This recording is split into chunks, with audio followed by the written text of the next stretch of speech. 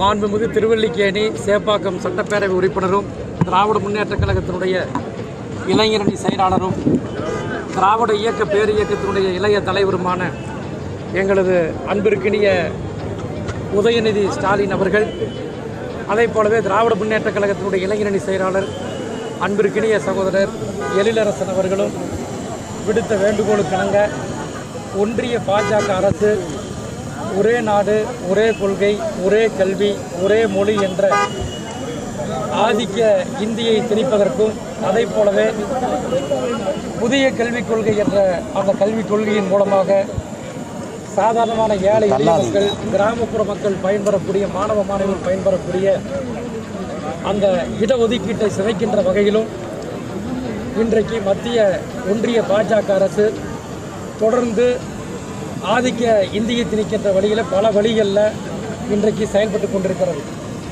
இந்தியாவினுடைய ஒற்றுமையை, பண்பாட்டை சிதைக்கின்ற ஒரு அரசாக ஒன்றிய பாஜக அரசு திகழ்ந்து கொண்டிருக்கிறது. குறிப்பாக இந்தியா என்பது பல மொழி பேசுகின்ற, பல கலாச்சாரங்கள், நாகரீகம், பண்பாட்டினை கொண்ட, பல மதங்களை கொண்ட, பல மொழிகளை கொண்ட ஒரு நாடுதான் இந்தியா.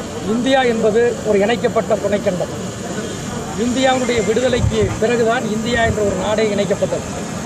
இப்படிப்பட்ட சூழ்நிலையில் ஆதிக்கமாக இந்தி பேசக்கூடியவர்கள் மட்டும்தான் இந்த நாட்டை ஆள வேண்டும், இந்தி தான் இந்தியா என்கின்ற அளவிற்கு இன்றைக்கு ஒன்றிய பாஜக அரசு செயல்பட்டு கொண்டிருக்கிறது.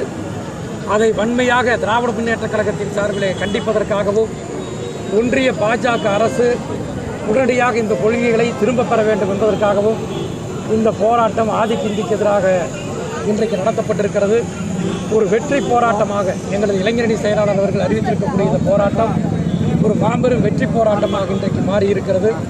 கோவையில் மட்டுமல்ல, தமிழகம் முழுவதும் அந்த போராட்டம் மாபெரும் எழுச்சி பெற்றிருக்கிறது. இந்தியா முழுக்க ஒன்றிய பாஜக அரசினுடைய பாசிச வெறி பிடித்த அந்த அவருடைய கொள்கைகளுக்கு எதிராக இன்றைக்கு பல மாநிலங்களிலே பல தலைவர்கள் முத்தமிழறிஞர் கலைஞருடைய கொள்கையை, தந்தை பெரியாருடைய கொள்கையை இதயத்திலே தாங்கி போராட தயாராக இருக்கின்றார்கள். ஆகவே எந்த ஒரு நாட்டிலும் மொழியின் மீது மற்றொரு மொழி பேசக்கூடியவர்கள் ஆதிக்கம் செலுத்தினால் மாபெரும் புரட்சி வெடிக்கும் என்பதற்கு அடையாளமாக இன்றைக்கு இந்த போராட்டம் நடைபெற்றிருக்கிறது.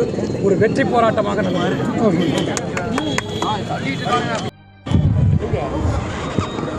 மாண்புமிகு தமிழ்நாட்டினுடைய